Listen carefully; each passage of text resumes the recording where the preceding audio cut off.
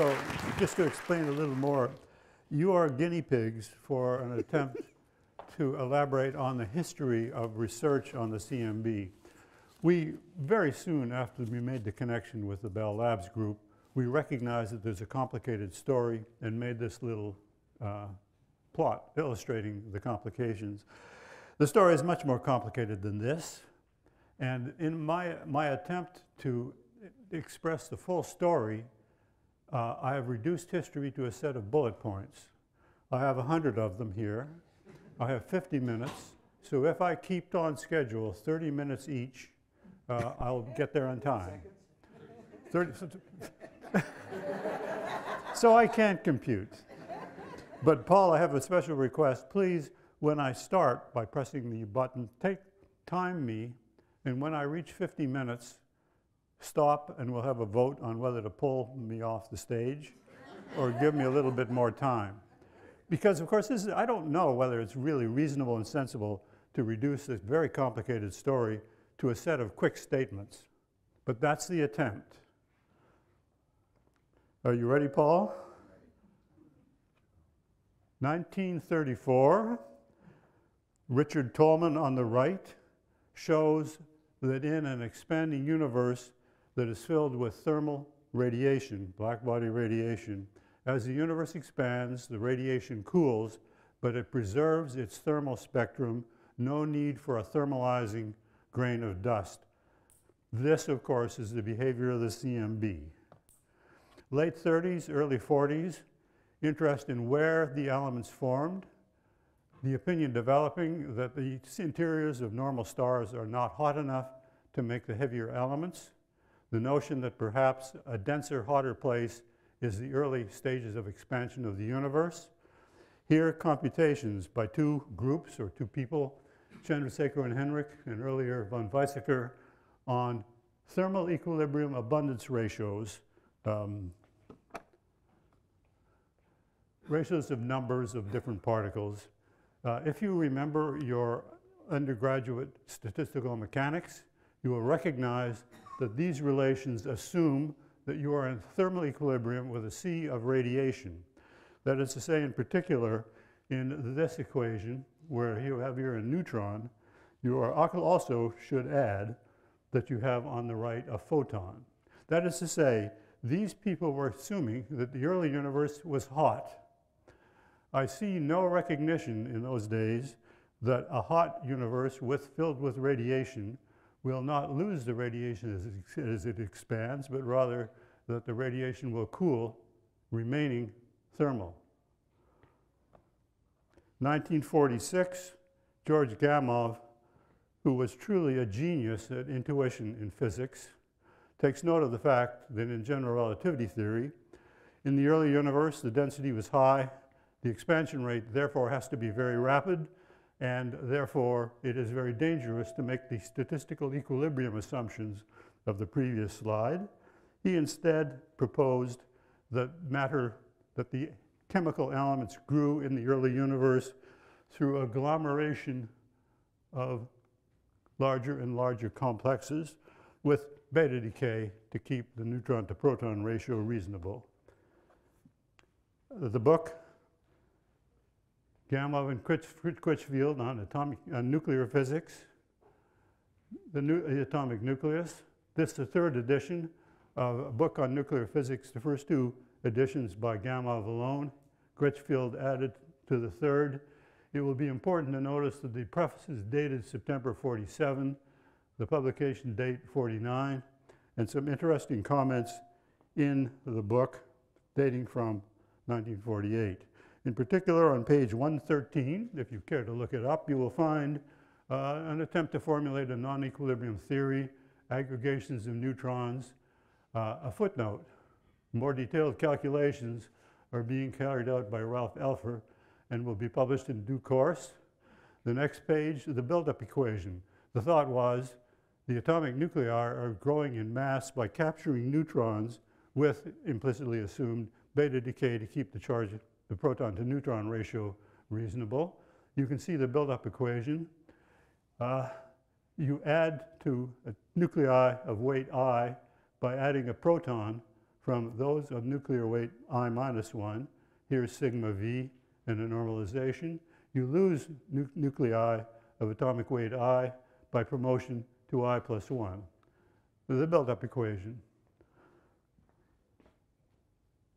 Gamow and Critchfield offer a very schematic solution to this equation. It's clear that at the time this text was fixed in the printer, Alpher was not very far along in his thesis. Here is Alpher's thesis, May 1948, Gamow's signature.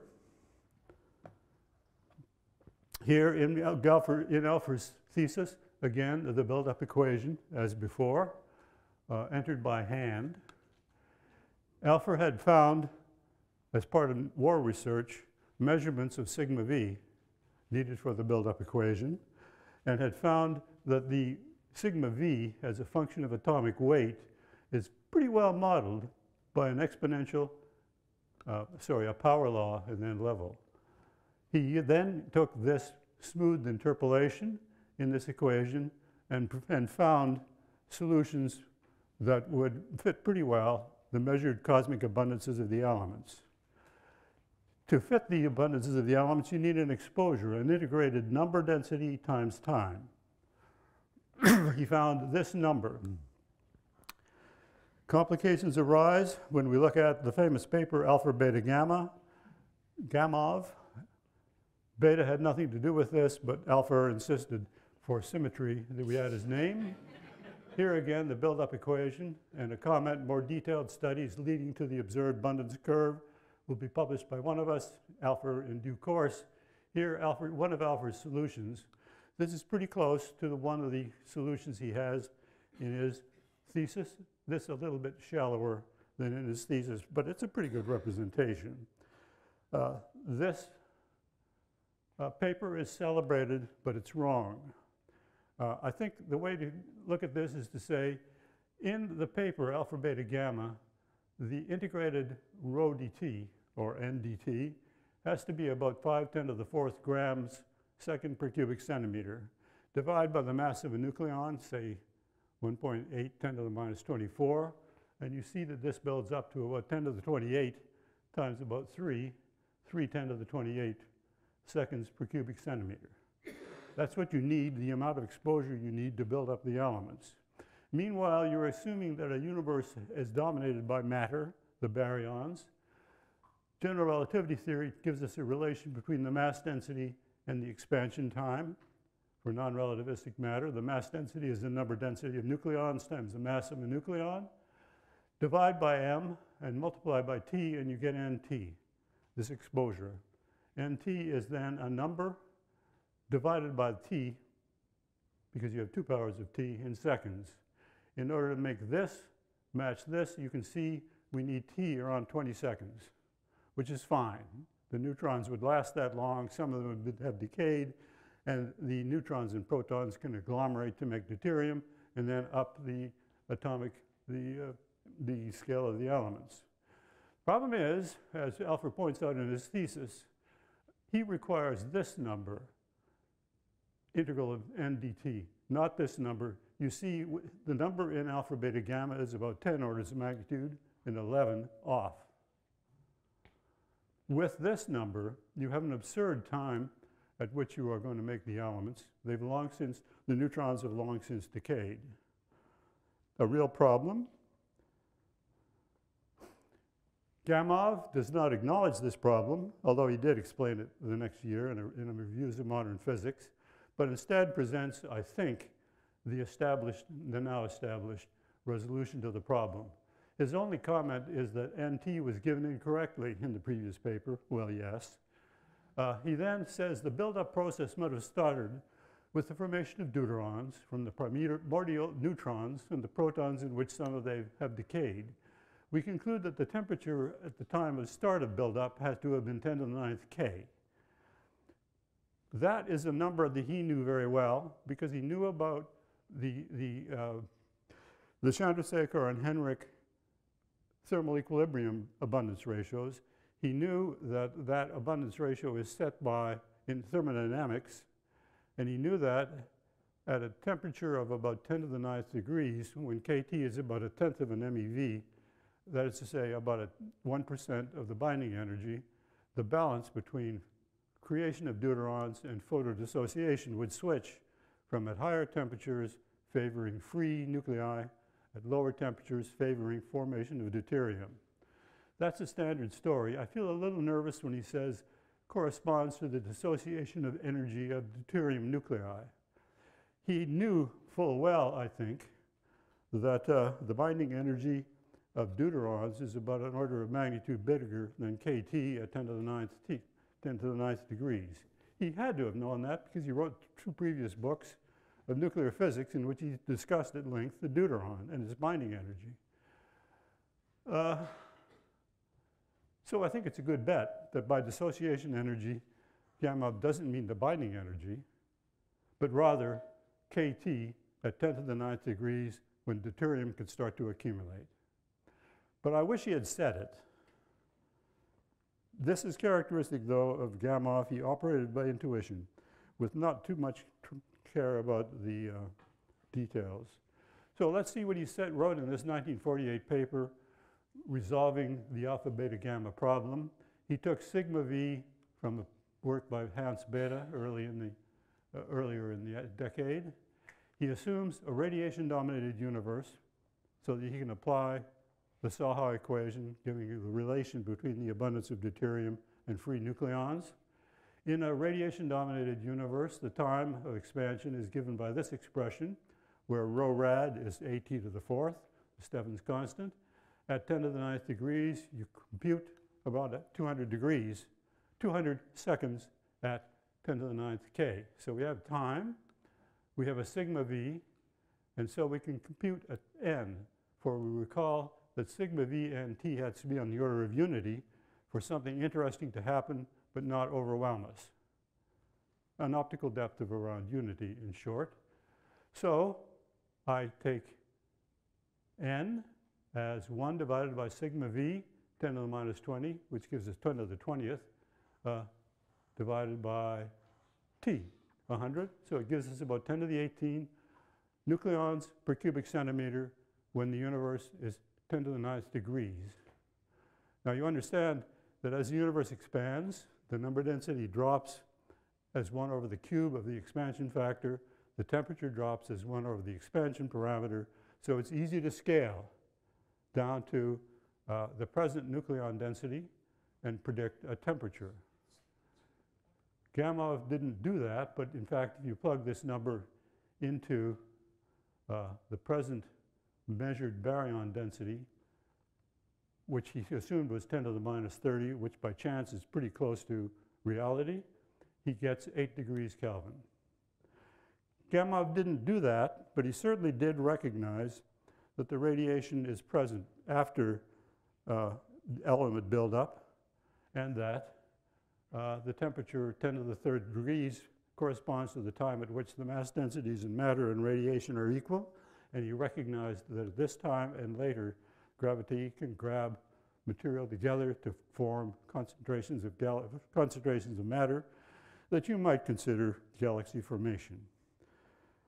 Meanwhile, Elfer and his colleague Robert Herman, write a paper in which they present a rather impressive list of corrections to Gamow's calculation, a long list. Correcting for these errors, we find that the matter density is related to the expansion time. Remember, the expansion time is going as the square root of the expansion parameter. The number density is going as 1 over the cube root of the expansion parameter, so it's t to the minus 3 halves. This is just another way of scaling the temperature and number density of baryons. We find that the temperature at the present time is found to be 5 degrees K. There it is, published. There is a small complication. It is clear from other papers written later in 1948 that Elfer and Herman did not base their calculation on Gamow's threshold condition, but rather their estimate of n dt, the integral of n dt, to fit the entire abundance curve. Of course, we know now that the heavier elements are not made in the hot Big Bang. A fit to the abundance curve is not appropriate. Furthermore, this stated normalization of density as a function of time is not what they used. They instead used a density in a later paper. Although this is academic, of course, but then I don't feel I should apologize because we are academics and we wonder what in the world's going on. But this is as close as we can come. So some points to notice. Alpher did point out in his thesis that since they want to consider neutrons with kinetic energy around an MeV, and that's because if you go much lower in energy, you'll hit the giant resonances that would quite spoil his calculation of the buildup equation. You don't want to go much higher than an MeV, or you're going to start knocking the complex nuclei apart just by collisions. And he said that a good time for the process to have started, therefore, is around 1/10 of an MeV, or a kT around 10, or K, energy divided by K of 10 to the 9th K. He then pointed out that the density of blackbody radiation at this temperature is ruinously high for his assumption that the universe is dominated by matter. Instead, it's dominated by radiation. It will require development of a new cosmological constant. I don't see any recognition of Alpher's, of Gamov's threshold condition, so I don't think we should credit Alpher with that, with the established model. Second, too, it is important to notice that Alpher did recognize that the buildup is strongly hindered by the absence of an atomic nucleus with weight 5. Easy to build up deuterium for particle exchange reactions to make tritium and helium-3, and for particle exchange reactions to make helium-4. Very hard to get to the next element because you'd not have nothing stable at 5. On the other hand, so in fact, Alpher complained about this to Enrico Fermi, and he and Anthony Turkovich computed as a net function of time the abundances you expect of neutrons decaying away, some neutrons combining to form deuterium and remaining as deuterium, other neutrons collecting to form a lot of helium-4. In short, Gamov's model suggests that the universe has a pretty high abundance of helium coming out of the Big Bang, but not much more heavy than that. Some other points to notice. The temperature argument. I've done this. Let's move on because I've been wasting seconds. Important to notice that in Japan, Hayashi recognized that you didn't have to follow Gamov in assuming that you start with pure neutrons that decay to supply the protons to combine to make the deuterium.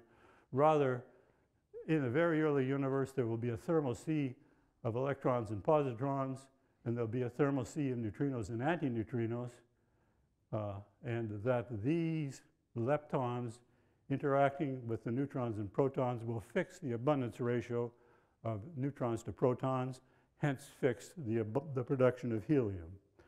In fact, then Alpher with Fallen and Herman, remember, was his colleague in getting to 5 degrees K, made a close to modern computation of the evolution of the neutron to proton ratio, and that is about where the computation started. But meanwhile, we have this interesting notion of Gamov that the abundance of helium coming out of the Big Bang is high. Here we see in a 1948 follow-up paper on his ideas the result of a simple numerical integration showing the scale for masses on the right, the abundance of neutrons decaying forming protons, protons and neutrons collecting together to form deuterium. He didn't go to do the computation beyond deuterium. It's not stated, but I think implicitly understood that the deuterium by particle exchange reactions would soon turn into helium-4 with an abundance mass fraction of around 40%. 40% of the mass of the universe coming out of the Big Bang. There will be deuterium or helium and most of the rest hydrogen. Gamov liked this computation here in 1953. In a paper he shows again the Fermi and Turkovich calculation with, what would you say, about 30% helium and most of the rest hydrogen.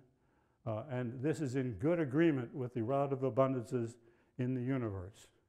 That good agreement is pretty interesting because Fred Hoyle had a very different opinion. Here he is in a few later years with Tommy Gold, a strong supporter of the steady state theory, and Hoyle's thinking about the cosmic helium abundance. The data suggest 99% by mass must be in the form of hydrogen. And again, 99.9% initially in hydrogen. And again, in 1950, in a review of the book, Gamow and Critchfield, that I mentioned, a calculation is given purporting to show 41% helium, unlikely to be of much value. Helium is not abundant, was his opinion at the time.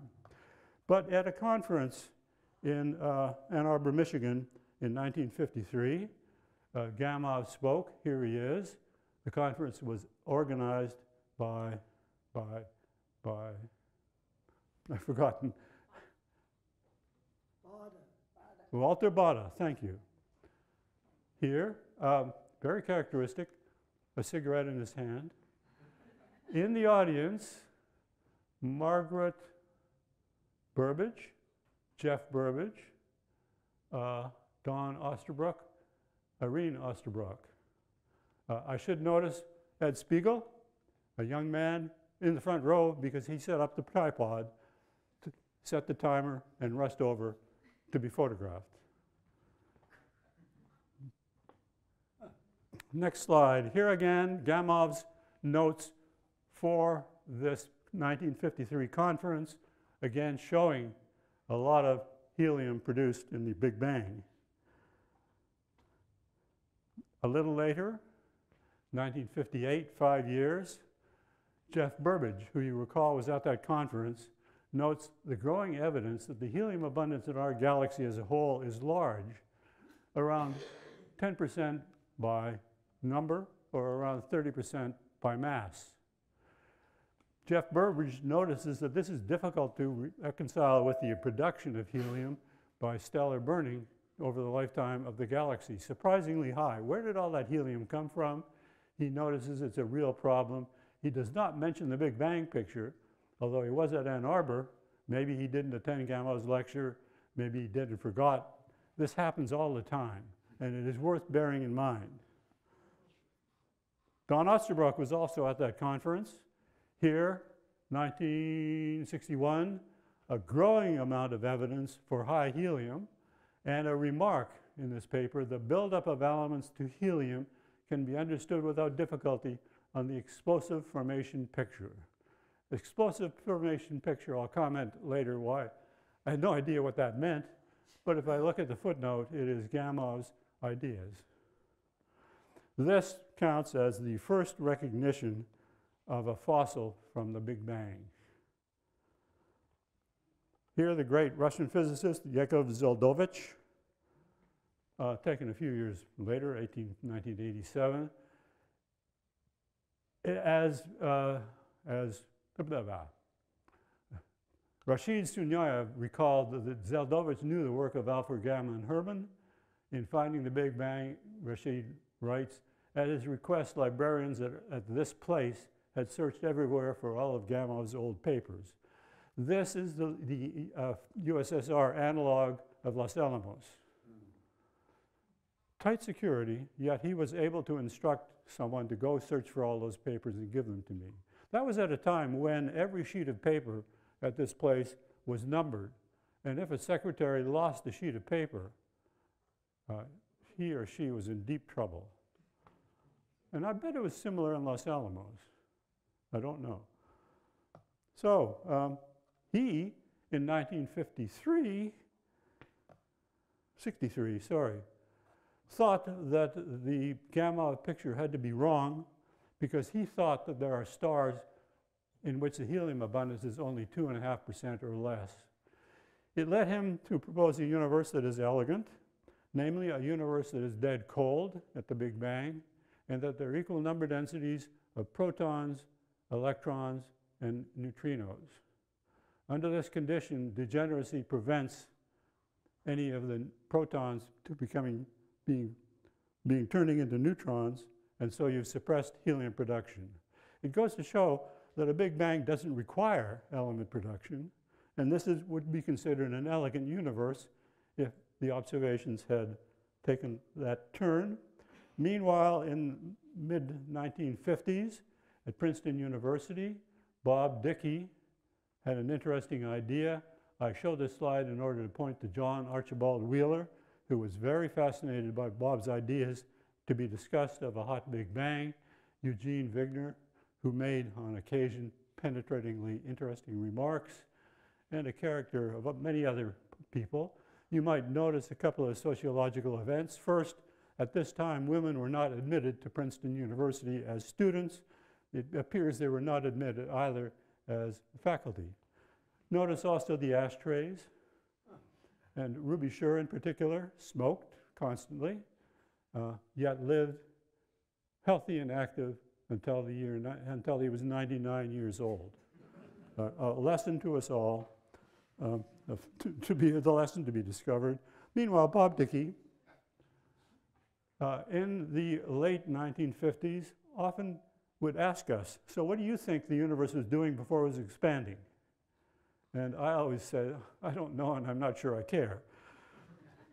It is worth noting that Gamow wondered about this, as did Tolman even earlier, and I'm sure many others. It's a question that many people wondered about, but what made Bob's wondering unique is that he only liked ideas that led to possible experiments, measurements. So in the summer of 1964, in the old physics building, in the attic, because the building was crowded, Bob called together Peter Roll, David Wilkinson, and me and explained an idea. Maybe the universe bounced from collapse to expansion.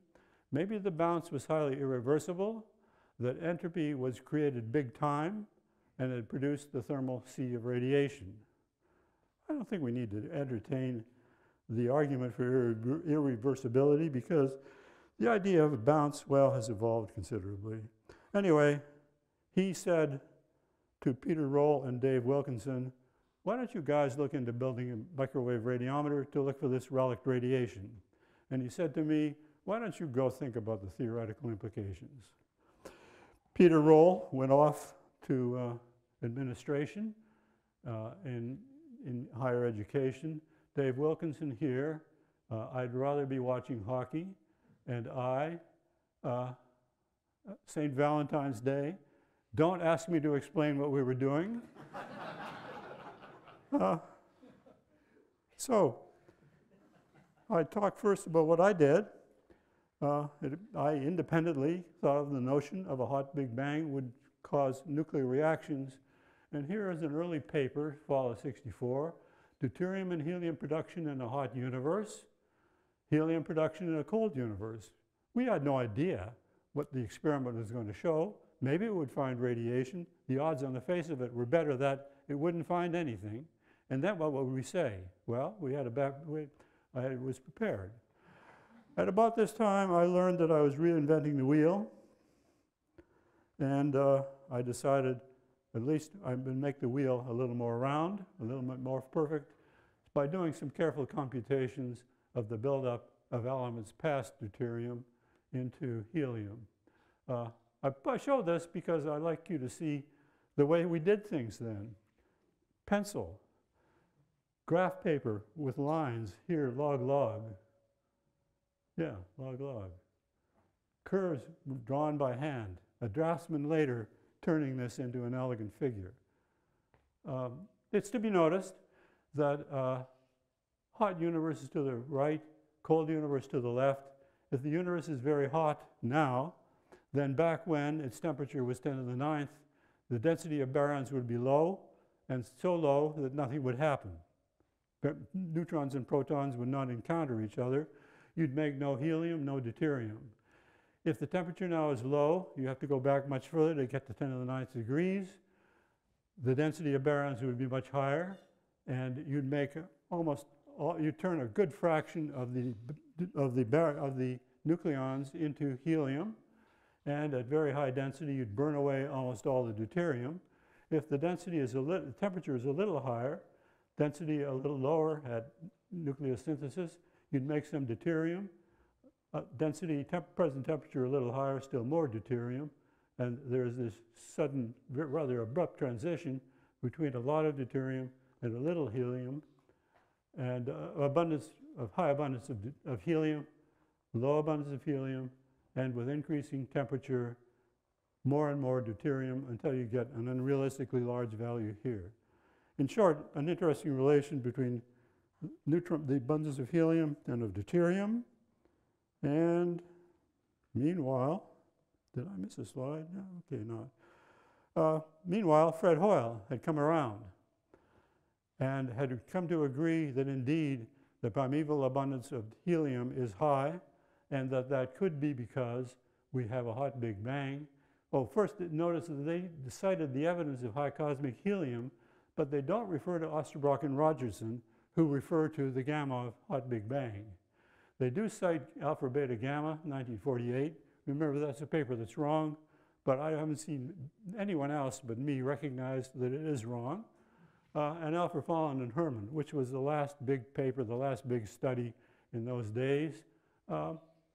It was not surprising that Hoyle and Taylor pointed out that this high helium could be a signature of a hot Big Bang, or it could equally well be a signature of little bangs, supermassive stars that explode and maybe turn a lot of baryons into helium. But of course, I think that idea simply can't fly, because those little Big Bangs is going to make a lot of radiation in converting hydrogen to helium and fill space with more radiation than we observe. So this is the paper that showed me I was reinventing the wheel.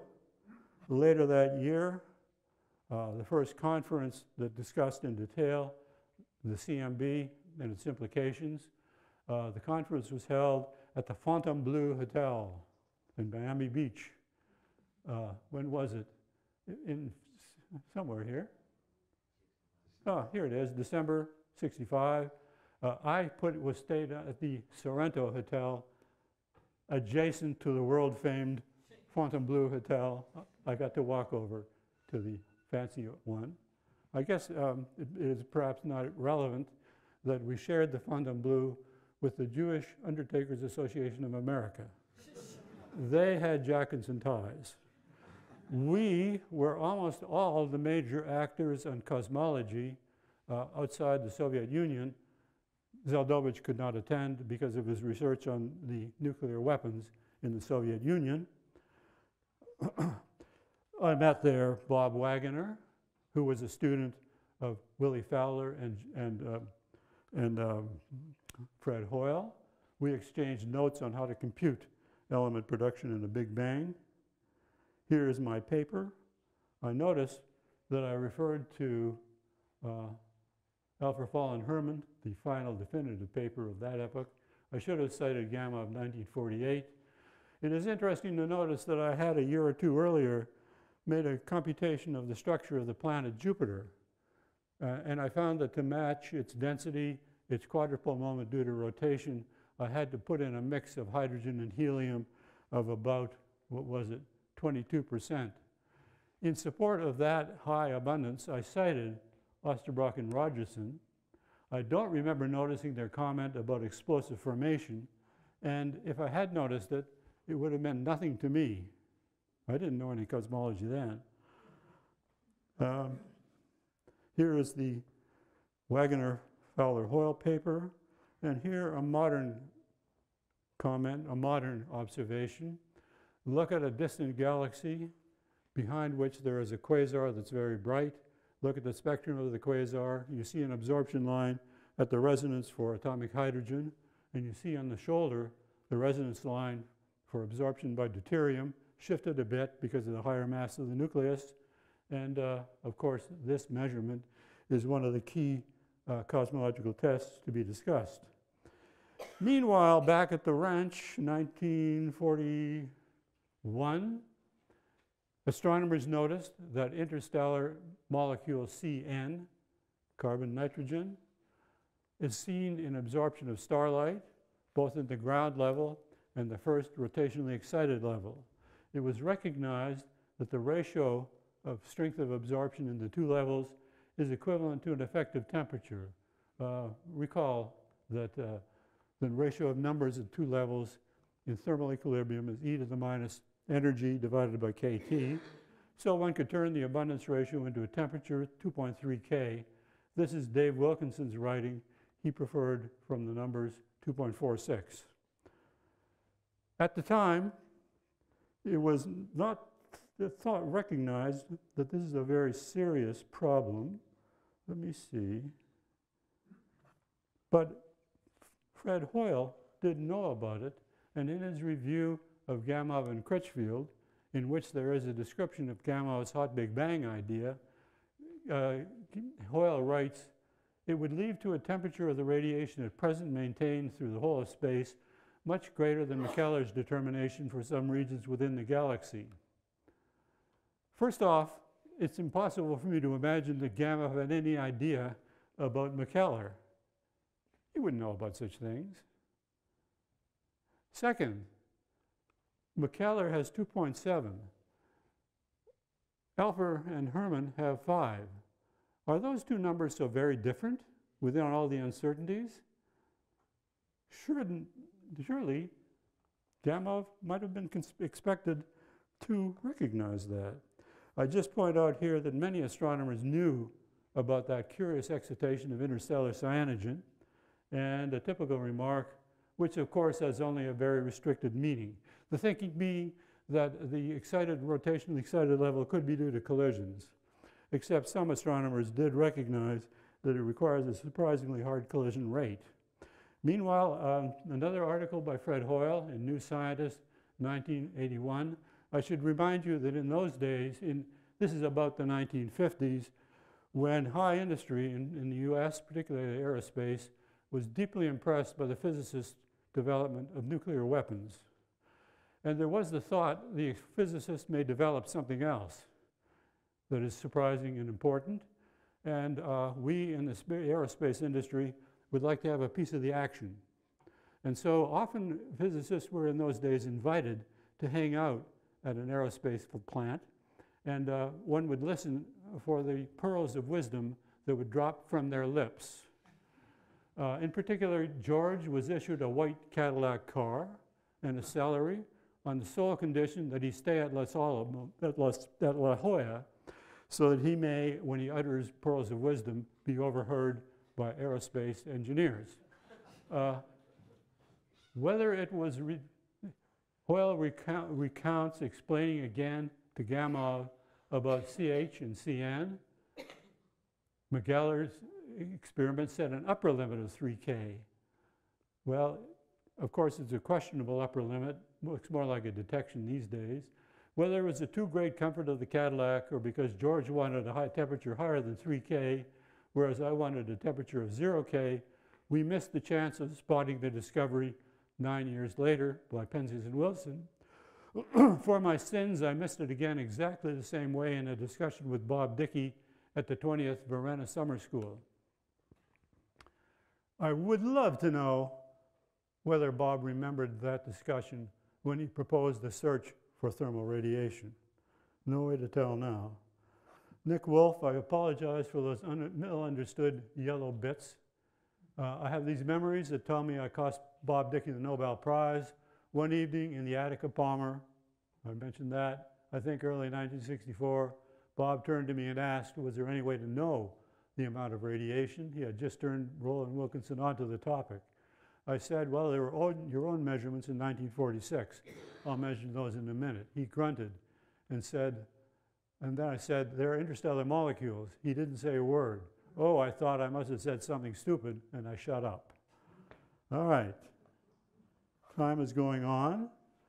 It was George Field who first recognized, after the publication of the idea of a hot Big Bang, that you could interpret the cyanogen spin temperature as an actual radiation temperature. Following this up, he and Pat Thaddeus and John Clauser improved the measurements of CN and put this point here, which shows the expected thermal spectrum, and it shows that the power law has to break at least a little bit up here. A remarkable advance. Meanwhile, I now turn to direct detection of the CMB. This story usefully begins with the Second World War. Bob Dicke with his wife Annie.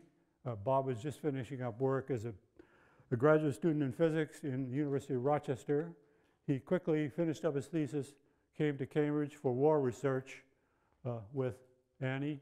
Here, this is 1945, the newborn, firstborn, Nancy. Bob, among other things, was an expert in thermal physics. Notice this wonderful, just deep, elegant physics: a cavity, walls at temperature T, an antenna, a coax, a resistor. That resistor is going to sit down at a temperature T, the temperature of the walls. Here, his invention of a microwave radiometer. Let's not go into it too deeply, but notice that the chopper is a disk in the slot in the microwave, in the waveguide. I love this output meter. When was the last time you saw an output meter? Here is a physics professor, Ray Weiss, at MIT, pointing to a building in a back lot at MIT. That was the temporary structure thrown up in World War II for research particularly in radar, which had such an important influence on the course of the war. Alas, MIT just tore down that building. Now, I'm sure it was a fire hazard. It was all wood.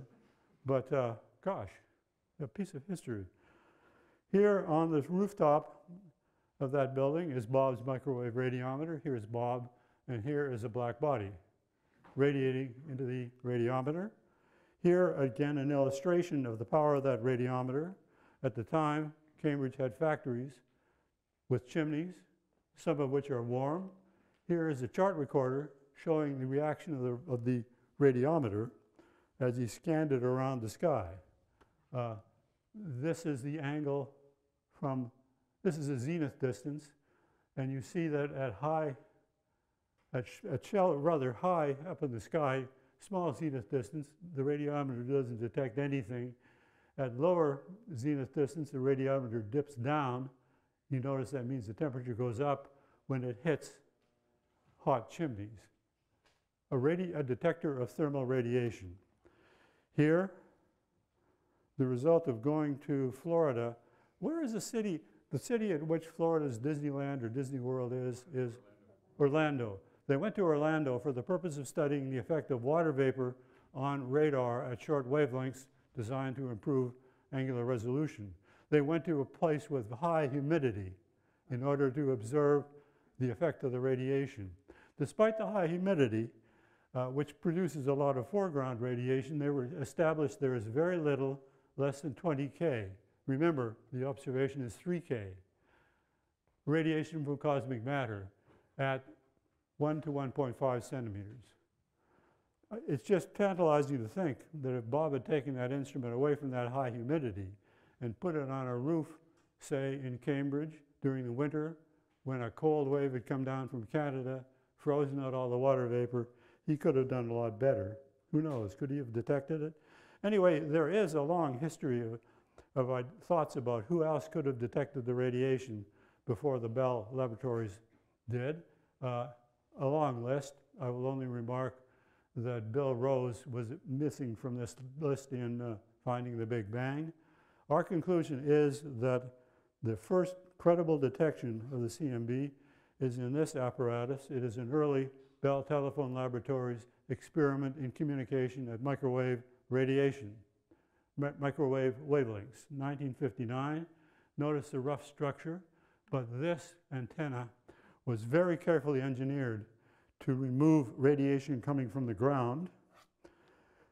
Here is an engineer's budget of sources of noise in the radiometer, and here the very interesting back lobe pickup, radiation from the ground sneaking into the horn reflector antenna, 2 degrees K.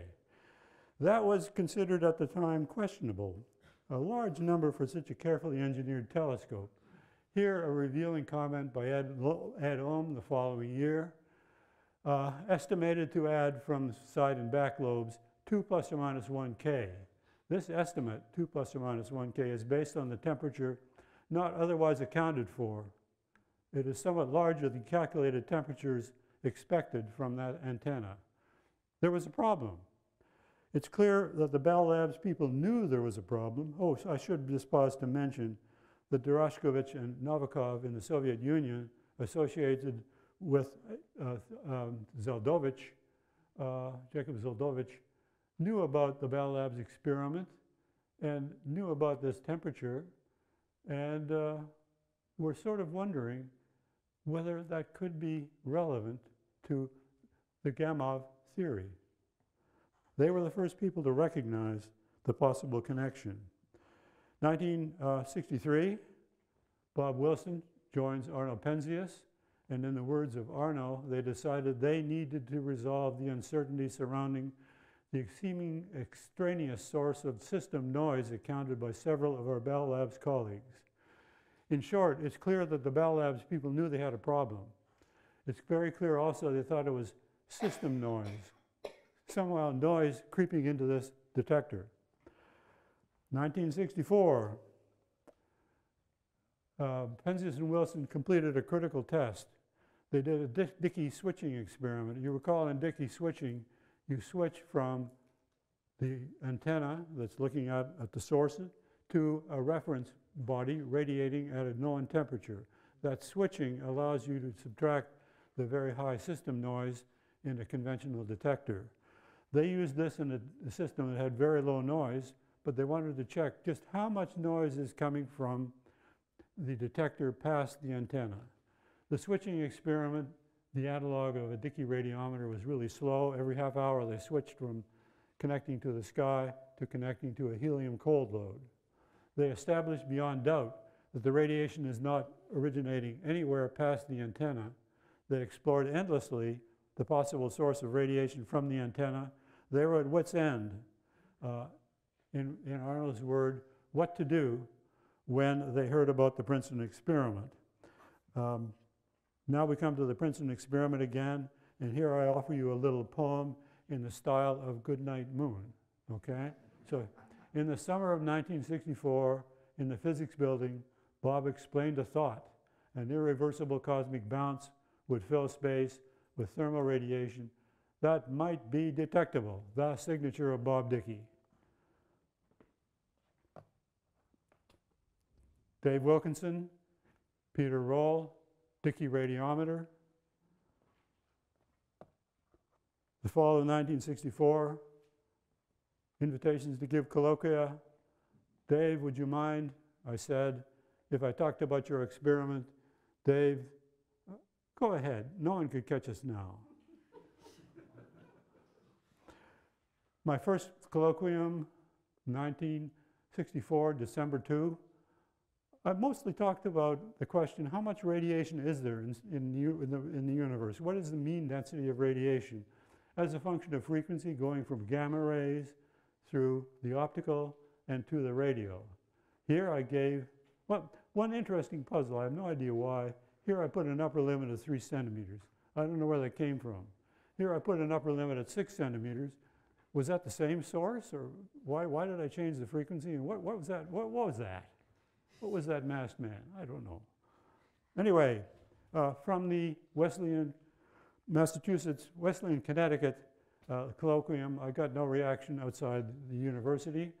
From the colloquium at Applied Physics Laboratory on 16 February 1965, a friend from graduate school days, Ken Turner, talked to a friend of his, Bernie Burke. Here is Bernie after he moved to MIT. Here's Allaire Toumre, great expert in dynamics, and George Clark, X-rays.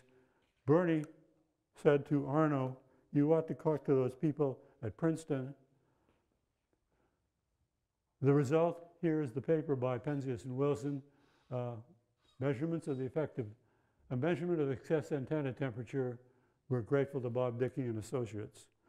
Meanwhile, here is the paper from Bob Dicke and the rest of us. We deeply appreciate the helpfulness of Penzias and Wilson. The conclusion, directly is shown here. Again, I apologize for the low visibility, but I boast about the fact that this is showing you the way we worked in those days. And in particular, we knew about radio sources. You could add them up from the counts of sources as a function of flux density. Here's what you expect to get as a function of frequency or of wavelength. Here is an extrapolation. Here is the Penzias and Wilson detection interpreted as radiation that fills space. And you notice it's an order of magnitude up. 10 to the minus 6, 10 to the minus 8. It's more than an order of magnitude. It's something new, clearly. Maybe it is thermal radiation from the Big Bang. If it is so, then the thermal radiation ought to pass this curve. I notice here that I presented a tidied up version of this slide at a lecture at the American Physical Society in New York in the spring of 1965. And I was met by a polite but rather reserved reaction. And Jim, I have to interrupt at that point. Oh my God. I'm at slide 71 of 108. You want keep going. Well, you can pull out the hook. All right. I'm not going to bother with this. That was in the paper. But rather, okay. Soon afterward, Princeton came in, very encouraging. By the end of 1970, the spectrum, lovely set of measurements showing the Rayleigh-Jeans part of the curve of great importance, an apparent anomaly. A lot more radiation than expected appeared to be present at short wavelengths. This problem was with us from 1970 to 1990. For 20 years, we lived under a cloud of anomalies in the spectrum. The problem was solved by a Fourier transform spectrometer above the atmosphere. Here is one of the groups that solved it, Herb Gush, 1973, a first attempt at a Fourier transform spectrometer measurement. 1964, a proposal to NASA for a cosmological background radiation satellite. A group of people that grew and produced these measurements. This is 1990. Both groups found the result within a couple of months. Quite a narrow finish, photo finish, considering that it took each of these groups 15 years or so to make the measurement.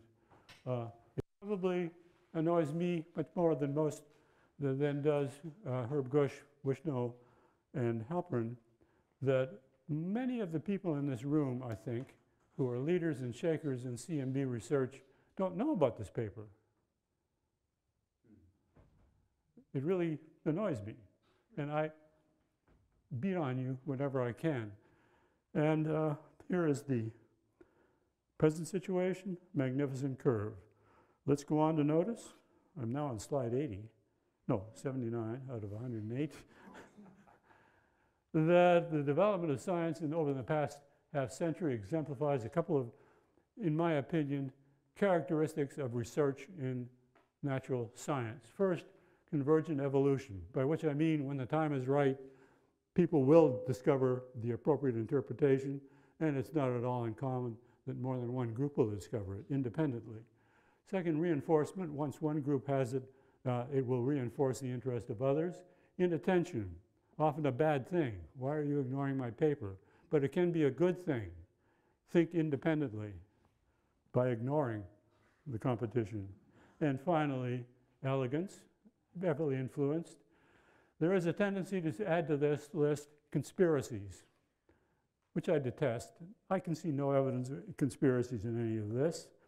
I noticed in particular an example which has been interpreted as a conspiracy. Two groups, me and the Soviets, independently worked out the recombination of the plasma present at high redshift into neutral atomic hydrogen at redshift around 1,000.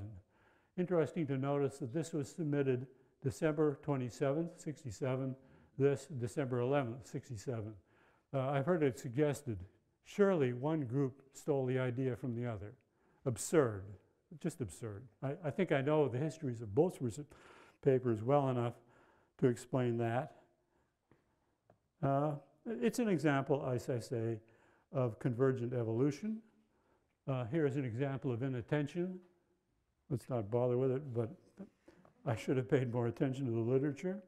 Here's an example of reinforcement, the Sinayev-Zildovich effect, first published by Ray Wayman, well acknowledged in Sinayev and Zildovich, who added a lot to this.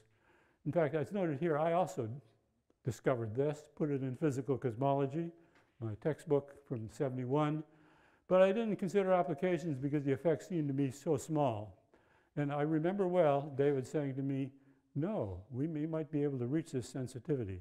But I thought, yeah, Dave, and I ignored it.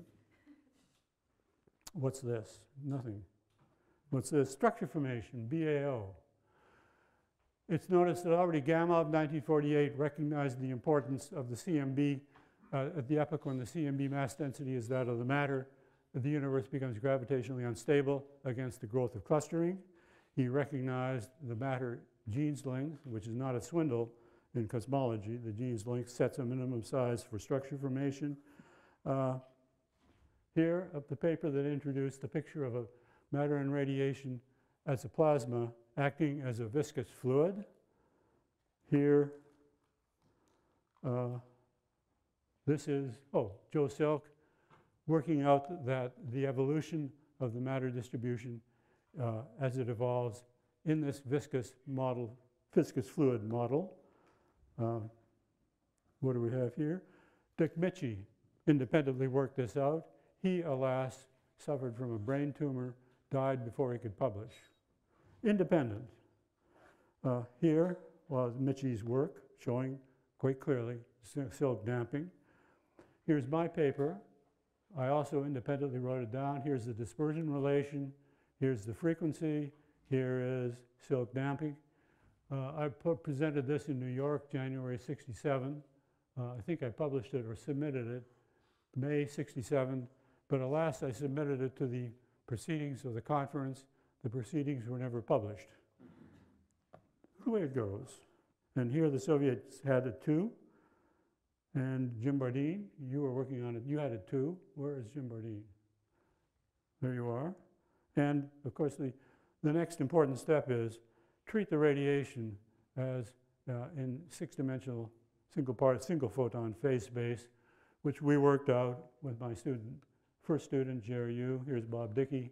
Here's Dave Wilkinson. Here is the acoustic oscillations produced in a universe that has adiabatic initial conditions. Here again, the transfer function. Here is Einstein de Sitter. You get a bunch of wiggles due to lucky and unlucky modes. You recognize that the Fourier transform of a nearly periodic transfer function is a bump. So here is the bump of the BAO before we had dark matter. Here is an example of the power of elegance. Consider that Einstein and de Sitter argued that since it's hard to measure space curvature and it's hard to measure lambda, set them to 0. We don't need them anyway. This idea was strongly influenced by the recognition that a universe is not Einstein de Sitter, but close to it today requires a spectacular coincidence. Here showing a measure of the balance of gravitational potential energy and kinetic energy of expansion. Einstein de Sitter is at the balance exactly. If the universe is a little bit more dense than exact Einstein de Sitter, it may stop expanding at an early time, which is a bad thing. We don't live in such a universe. We couldn't. Here is a good thing. At least the universe has remained Einstein de Sitter. Here is a curious thing, that the universe breaks away from Einstein de Sitter just as we came on the scene. A ridiculous coincidence. Surely it didn't happen. Surely the universe is Einstein de Sitter. Here, the first redshift survey, M&E significance. Here, I'm on slide 96 of 108. Well, you're getting there. It's true. This was a moving moment for me. When Mark Davis first showed me these two maps, he didn't have on it the split between luminous galaxies and faint galaxies. Here he had added the 1. This is Mark Davis's handwriting. And when we didn't have the label, which were faint, which were bright galaxies, he showed me these two, and we looked at them and said, so which is the bright galaxies and which is the faint galaxies? Couldn't tell, which is fascinating, because at the time, and the second important thing that we learned in this survey is the peculiar velocities of galaxies are small, so that if matter were traced by galaxies, and if the mass density were Einstein de Sitter, the galaxies would be moving more rapidly through the greater acceleration than observed. Clearly, either the mass density is less than Einstein de Sitter, which was in those days an abomination, or else galaxies don't trace mass. But if galaxies don't trace mass, then you have this curious situation. Galaxy formation is encouraged where the density happens to be high. Surely, therefore, those galaxies that manage to form where the density is low would bear the signs of a very unhealthy early youth. But they don't. Galaxies at low density regions are very much like galaxies at high density regions, apart from the supergiant CDs. A paper illustrating the importance of data. 2 groups have discovered large-scale irregularities. One of the groups was right there at Princeton. I felt I had to make a theory, and I did, one of great elegance, and of course would have been widely celebrated if it weren't that the Princeton group withdrew its detection, and the paper was clearly wrong. Here the response, briefly, get around these problems by putting in the postulate of cold dark matter, matter that has mass but no interaction with ordinary matter. An ad hoc postulate, and going along with an ad hoc postulate, put in a cosmological constant, because the mass density being low, in my opinion, we have to have either lambda or space curvature. Inflation had shown us that space curvature really shouldn't be there, it's inelegant, so let's put in cold dark matter. It is to be stressed that while the community soon adopted the cold dark matter model as a good idea, there were lots of options. There was no scientific evidence to prefer cold dark matter over other possibilities: hot dark matter, strings, explosions, baryonic dark matter. It was a time of great uncertainty. And finally, this is slide 100 out of 108, keeping track of the time. Yes. Oh, good. Finally, detection of the anisotropy of the microwave background radiation, the acoustic pattern, magnificent fit. Here it is again, and notice that with these data alone, the 6-parameter lambda CDM model fits beautifully well to the measurements. It's just gorgeous. And of course, it requires the adjustment of 6 parameters. And one comes down to the point that von Neumann early on emphasized that free parameters in the hands of inventive theorists are dangerous. He said, as I understand it, give me 4 parameters and I can fit an elephant. Give me 5 parameters and I can make its tail wag. So it is very important that not only does it produce a gorgeous fit, but that we have independent checks. Here's an independent check. The same pattern of oscillations is shown of favored and disfavored modes is shown in the distribution of galaxies. This is from a deeper survey than this, but this shows better the texture of the universe. And it is to be noticed that this is a measurement of galaxies at relatively low redshift. The other is a measurement of the microwave radiation that was released at recombination at redshift 10 to the 3rd. Measuring very different regions of space-time, measuring by very different methods, so that you are susceptible to very different systematic errors. The consistency of this with the previous is a very compelling piece of evidence for the theory. There are lots more pieces of evidence. Let's not go too wild about it. Let's just notice that the theory is now as well established, in my opinion, as any of our physical theories. And let's just pause to notice also. Slide 105.